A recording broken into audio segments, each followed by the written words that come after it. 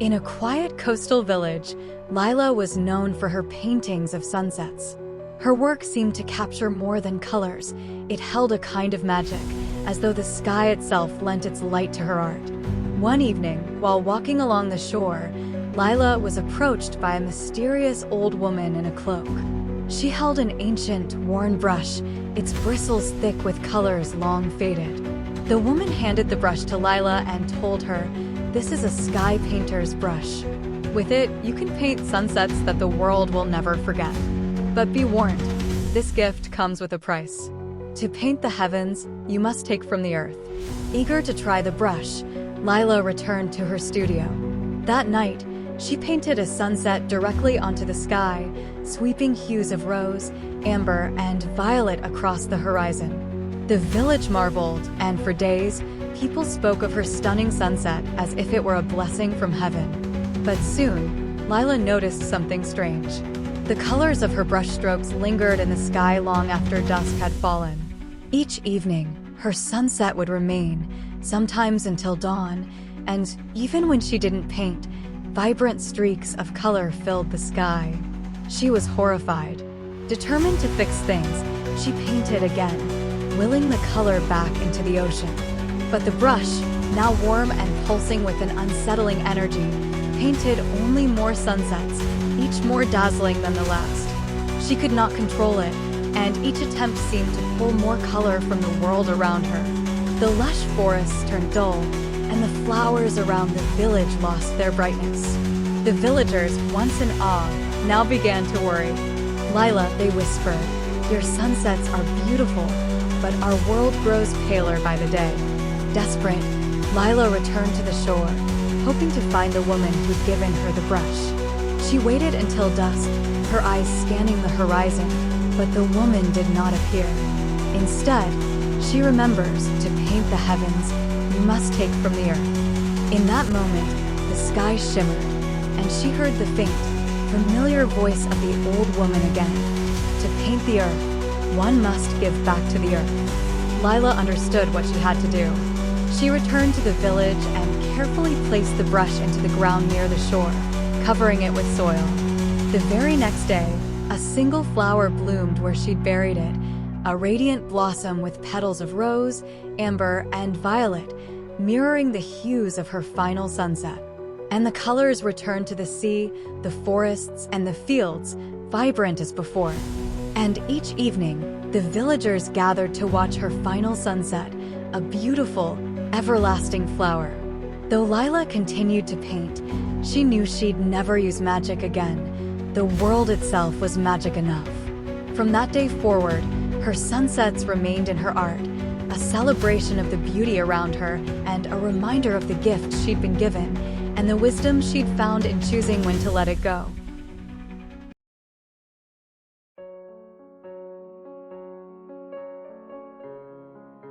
In a popping town where everyone seemed in an unvarying rush, there was a peculiar shop tucked between towering buildings.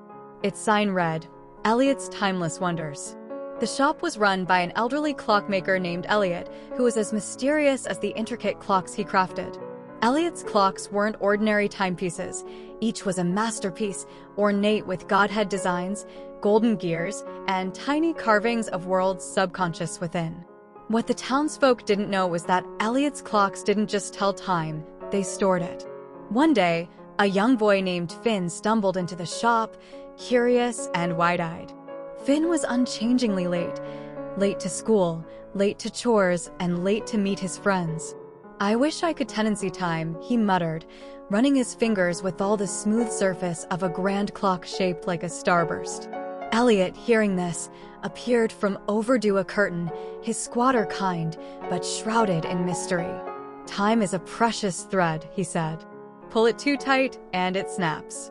Let it loose, and it unravels." Intrigued, Finn asked what that meant, and Elliot smiled. "How well nigh an experiment? Take this clock." He handed Finn a small pocket watch with a shimmering, iridescent face.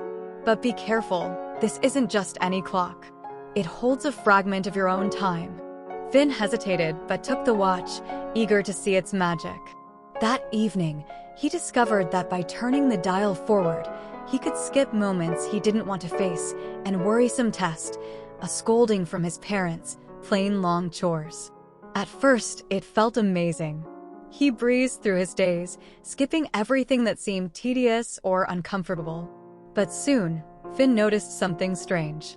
The skipped moments didn't just vanish, they became shadows, lingering at the edges of his memories. His friends seemed distant, recalling conversations he had skipped. His parents grew quieter, as if they were hurt by something he couldn't quite remember. The increasingly he skipped, the increasingly fragmented his world became. Desperate, Finn returned to Elliot, holding the watch with trembling hands. "I think I've made a mistake," he said. "I skipped so much that I don't recognize my own life anymore." Elliot nodded, his vision filled with understanding. Every moment, no matter how small or hard, is a stitch in the fabric of your story. Without them, the tapestry unravels. Elliot took the pocket watch and opened its back, revealing a swirling galaxy of Finn's missed moments. "Would you like to reuse them?" Finn nodded. Elliot turned the watch's hands backward, and suddenly Finn was reliving the skipped moments, not as burdens, but as pieces of himself. The laughter of friends during worrisome jokes, the warmth of his parents' voices plain when they scolded him, the quiet satisfaction of finishing a chore, all of it came rushing back.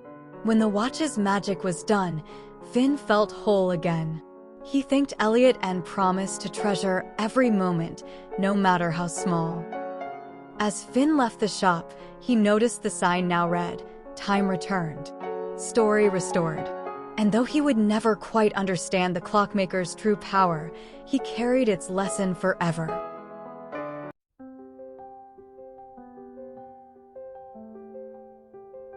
Mia had always loved the library. It was her haven, rows of books whispering stories and secrets, the smell of paper and ink lingering in the air, and the quiet hum of people lost in their worlds. Every Saturday, without fail, she'd claim her favorite spot, a cozy corner with a big armchair tucked by the window. It was here she devoured books, letting the sunlight warm her as she flipped through pages. One particular Saturday, as she reached for a novel on the top shelf, her fingers barely grazed the spine. Before she could step on her tiptoes again, a hand appeared and plucked the book down for her.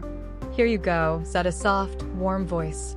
Mia turned and found herself looking up at a tall man with kind brown eyes and a shy smile. He was wearing a sweater that looked as cozy as her favorite chair. "Thank you," she said, clutching the book to her chest. "No problem," he replied. Then, glancing at the cover, he added, "That's a good one. The ending will surprise you." Mia tilted her head. "You've read it?" "Twice," he admitted, his smile widening. They exchanged a few more words about books before he excused himself, heading toward the historical fiction section. Mia returned to her corner, but her thoughts kept drifting to the kind stranger. The next Saturday, as if by fate, he was there again. This time, he was seated a few tables away, engrossed in a thick hardcover. Mustering courage, Mia decided to break the silence. "Excuse me," she said, approaching him with a smile. "I finished the book." "You were right, the ending was unexpected. Any other recommendations?" The man looked up, a bit startled, then grinned. "Plenty. Have a seat." And so, they talked about books, life, and everything in between. His name was Ethan, and he was a history teacher with a passion for writing. Over the weeks, their Saturday encounters became a ritual. They'd recommend books to each other, sometimes swapping novels like secret treasures. One afternoon, Ethan surprised Mia by leaving a book on her armchair before she arrived. Inside, tucked between the pages, was a note. "Mia, your laughter is my favorite chapter. Would you let me write more stories with you? Dinner next Saturday." Mia felt her heart leap as she looked across the library to find Ethan watching her nervously. She held up the note with a radiant smile and mouthed, "Yes." From that day, their love story unfolded like a beautifully written novel, one filled with laughter, late-night conversations, and an ever-growing bookshelf of shared.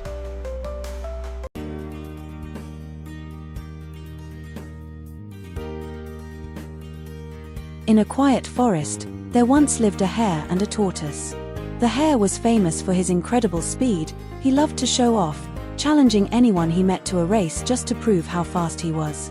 The tortoise, on the other hand, was known for his slow, steady movements and calm demeanor. He preferred to take his time, carefully considering every step he took. One sunny morning, the hare was boasting to the other animals about his unmatched speed. "I'm the fastest creature in the forest. No one can even dream of beating me in a race," he bragged, hopping circles around them. Most of the animals rolled their eyes, used to his arrogance, but the tortoise decided he had heard enough. "Speed isn't everything," the tortoise said in his measured voice. "I may be slow, but I think I could beat you in a race." The hare burst into laughter. "You beat me? That's the funniest thing I've ever heard," he said, wiping tears from his eyes. "All right, Slowpoke, I accept your challenge. Let's race tomorrow at sunrise." Word of the race spread quickly, and by the next morning, animals from all over the forest had gathered to watch. The squirrel was chosen to be the referee and waved a bright green leaf as the starting flag. "On your marks, get set, go," she squeaked. The hare shot off like a bolt of lightning, leaving a cloud of dust behind him. The tortoise, true to his nature, started slowly, taking steady steps along the path. The other animals cheered and clapped, but many whispered to each other, doubting the tortoise could even finish the race. Before long, the hare was so far ahead that he couldn't even see the tortoise anymore. Confident in his inevitable victory, he slowed down to admire the view. "What a beautiful day," he thought. "I'm so far ahead, there's no harm in taking a little break." Spotting a shady tree, he stretched out and decided to nap for a while. Meanwhile, the tortoise trudged along, step by step. He didn't worry about the distance between him and the hare or the whispers of the crowd. Instead, he focused on the path ahead, repeating to himself, "One step at a time will get me to the finish." As the hours passed, the animals started to murmur. "Where's the hare? Shouldn't he have finished by now?" they wondered. Slowly but surely, the tortoise moved closer to the finish line. Suddenly, the hare woke up, startled by the fading sunlight. "How long was I asleep?" he muttered, rubbing his eyes. He looked down the path and froze. The tortoise was just a few feet from the finish line. Panic set in, and the hare leaped up, sprinting as fast as he could. The crowd gasped as they saw him streaking down the path, but it was too late. Just as the hare was about to catch up, the tortoise took his final step over the finish line. The forest erupted into cheers as the tortoise was declared the winner. The hare slumped to the ground, defeated and embarrassed. "How could I lose?" he muttered. "I'm the fastest animal here." The tortoise turned to him and said, "You relied on your speed, but I relied on determination and persistence. Speed is useless if you don't stay focused." The hare nodded, humbled by the experience. From that day forward, he became more respectful and thoughtful, never underestimating others or overestimating himself again. And so, the story of the hare and the tortoise became a favorite in the forest, teaching everyone that patience, perseverance, and humility are often more important than raw talent or speed.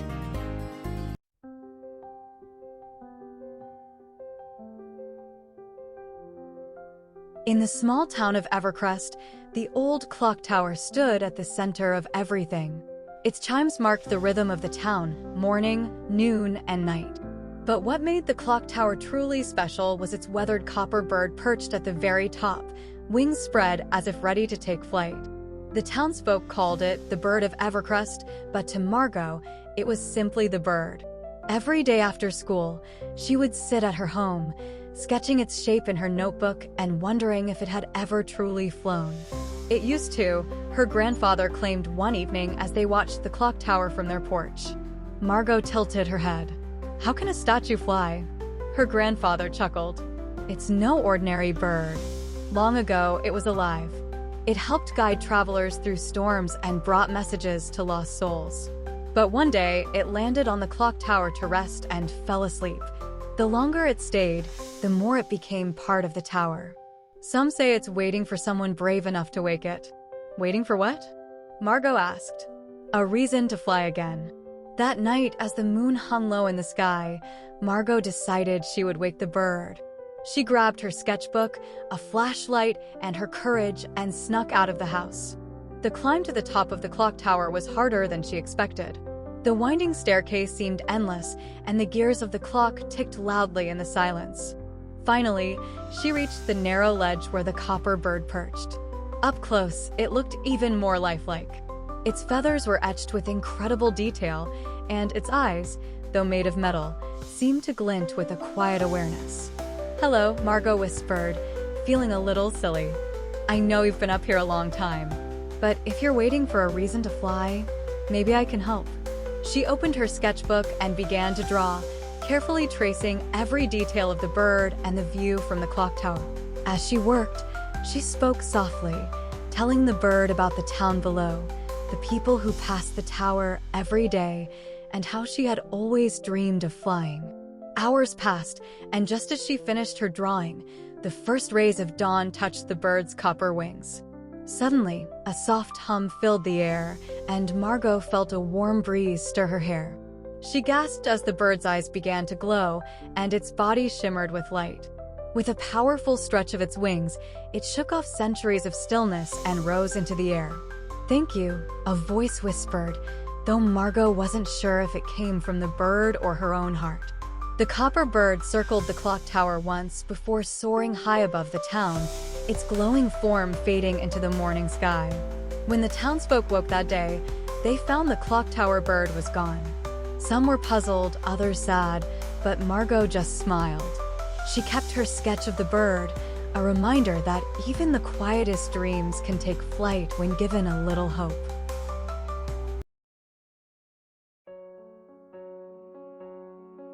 Once upon a time, on a scorching summer day, a thirsty crow flew across the land in search of water.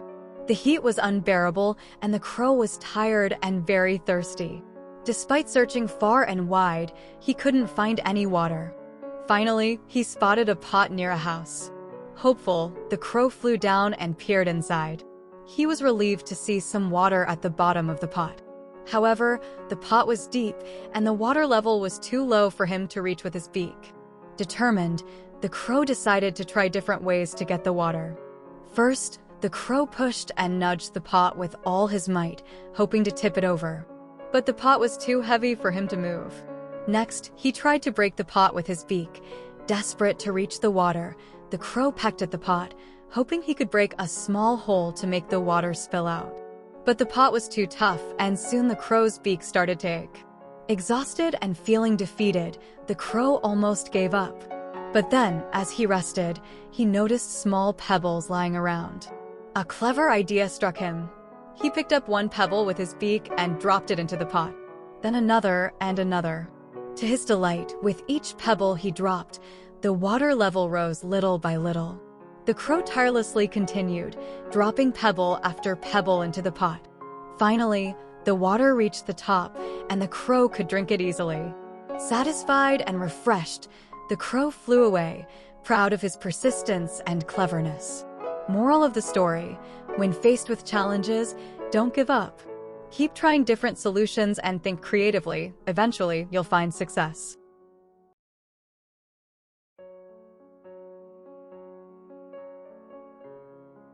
At the wet of a quiet village stood a warmed-over tree, its trunk gnarled and twisted like an old, wise face.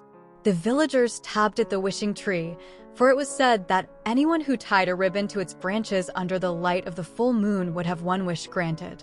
But the wishes came with a rule: you could not ask for anything selfish. Ivy, a kind-hearted young woman, had heard the tales her whole life but had never visited the tree herself. She didn't believe in magic, or so she told herself. But one dank storing evening, as the moon rose full and golden, she found herself walking the forest path toward the tree. In her hand, she clutched a simple red ribbon. When she reached the wishing tree, she was struck by its beauty. The branches glimmered with hundreds of ribbons of all colors, fluttering like butterflies in the breeze. Each ribbon represented a wish, a hope, a dream, a longing. As Ivy tied her ribbon to a low-hanging branch, she whispered her wish: "I wish my little brother could walk again."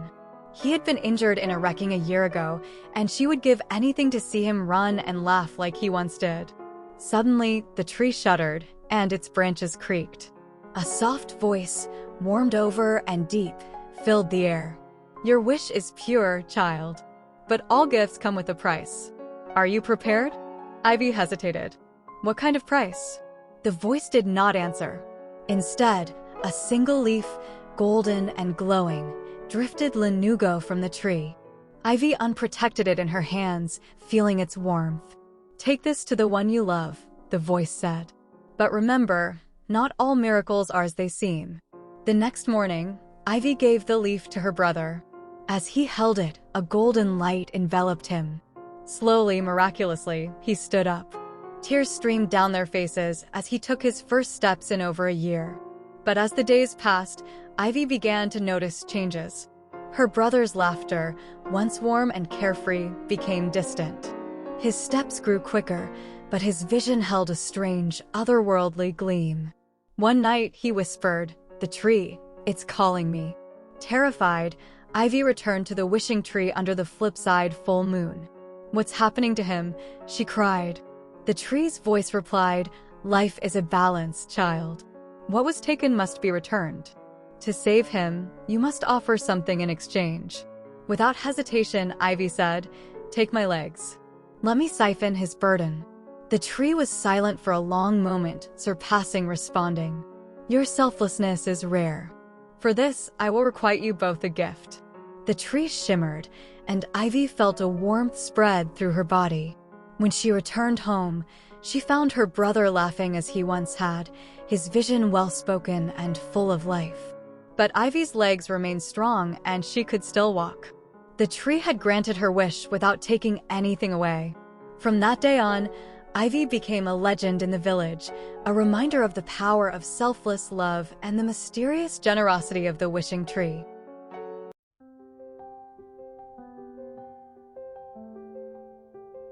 In a small, quaint village nestled between rolling hills, there lived a young aspiring chef named Mira. Myra's dream was to open her own restaurant, one that could bring joy to every heart and warmth to every soul. But there was one thing she needed, the perfect signature dish. She had tried everything: savory stews, decadent pastries, and intricate desserts, but none felt truly hers. One evening, while rummaging through the attic of her grandmother's old cottage, Mira discovered a weathered cookbook. Its cover was cracked, and the pages were yellowed with age. As she flipped through it, she found a peculiar recipe called the Golden Feast. There were no details, just the name and an intriguing note: to taste the magic, add a piece of yourself. Myra's curiosity was piqued. She was determined to recreate this dish. The next morning, she ventured into the village marketplace, collecting the finest ingredients: vibrant saffron, fragrant herbs, and golden honey. The villagers, curious about her project, eagerly shared tips and gifted her their own treasured spices. Back in her tiny kitchen, Mira began. She sautéed, simmered, and baked, but something always felt off. Each attempt was delicious, but lacked that spark of magic.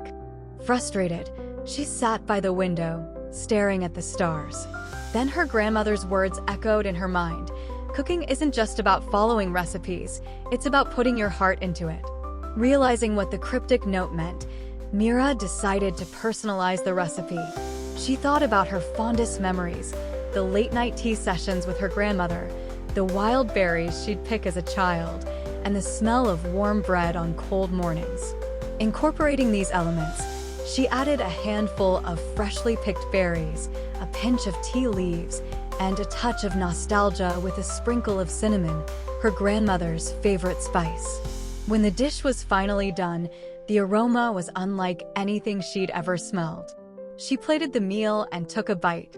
It was perfect, a symphony of flavors that felt comforting and extraordinary at once. The next day, Mira shared her creation with the villagers. They were enchanted. Each bite seemed to evoke a cherished memory or a long-forgotten joy. Word spread, and soon Myra's tiny kitchen turned into a bustling restaurant, known far and wide as the home of the Golden Feast. Mira learned that cooking wasn't just about ingredients or techniques. It was about love, memories, and the courage to pour a piece of yourself into every dish.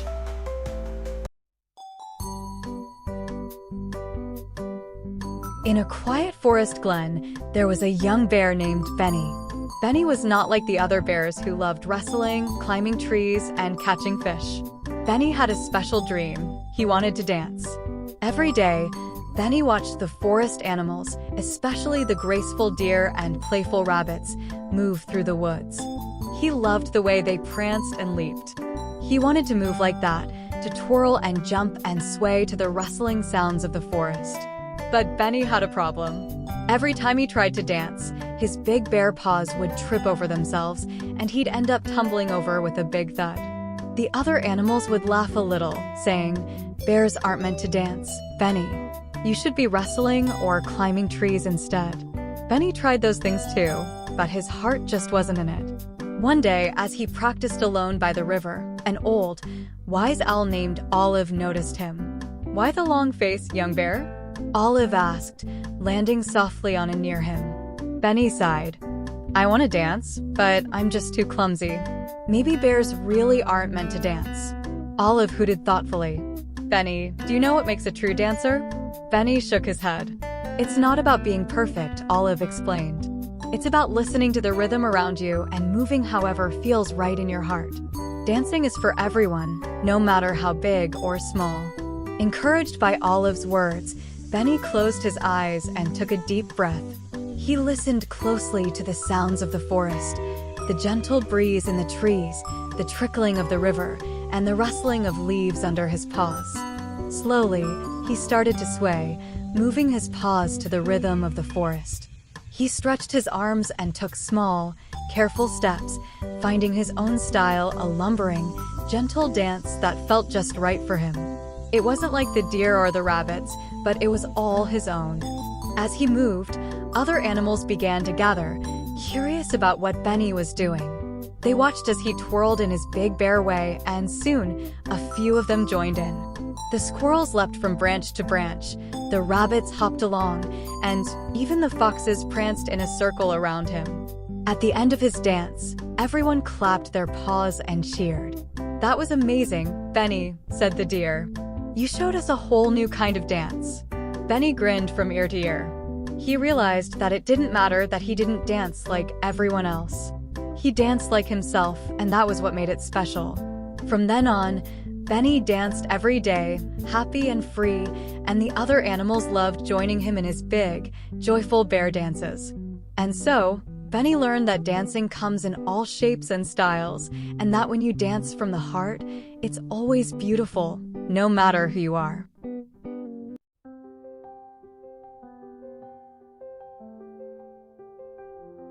Once upon a time, a poor but honest woodcutter was working by the river, chopping down trees to earn a living. Suddenly, his axe slipped from his hands and fell into the deep water. Heartbroken, the woodcutter sat by the river and began to weep, for he had no money to buy a new axe, and without it, he couldn't support his family. Hearing his cries, a river spirit appeared and asked, "Why are you crying, woodcutter?" The woodcutter explained his plight, and the spirit took pity on him. Diving into the river, the spirit soon returned with a gleaming golden axe and asked, "Is this your axe?" The woodcutter, honest as he was, shook his head and replied, "No, that's not mine." The spirit went back underwater and reappeared with a silver axe. "Is this your axe?" the spirit asked again. Once more, the woodcutter said, "No, that's not mine either." Finally, the spirit fetched the woodcutter's simple iron axe. The woodcutter's face lit up with relief, and he happily said, "Yes, that's my axe." Impressed by his honesty, the spirit rewarded the woodcutter by giving him all three axes: the golden, the silver, and his own iron one. Overjoyed, the woodcutter thanked the spirit and went home with a heart full of gratitude. News of the honest woodcutter's fortune spread through the village and soon reached the ears of a greedy, dishonest man. Envious of the reward, he decided to try his luck by pretending to lose his axe in the river. The dishonest man went to the same spot by the river and purposely dropped his axe into the water. Then, He began to cry loudly, hoping the spirit would appear. Sure enough, the river spirit emerged and asked him why he was upset. The dishonest man lied, saying that he had accidentally lost his axe in the river. The spirit, willing to help, dove in and returned with a golden axe, asking, "Is this your axe?" Without hesitation, the dishonest man claimed, "Yes, that's mine." But the spirit saw through the man's lie. Disappointed by his deceit, the spirit kept the golden axe and did not return the man's own axe either. The dishonest man was left empty-handed, having lost everything through his greed. The moral of the story is that honesty is always rewarded, while dishonesty leads to loss. By being true to oneself and others, we invite goodness into our lives, whereas deceit and greed only bring misfortune.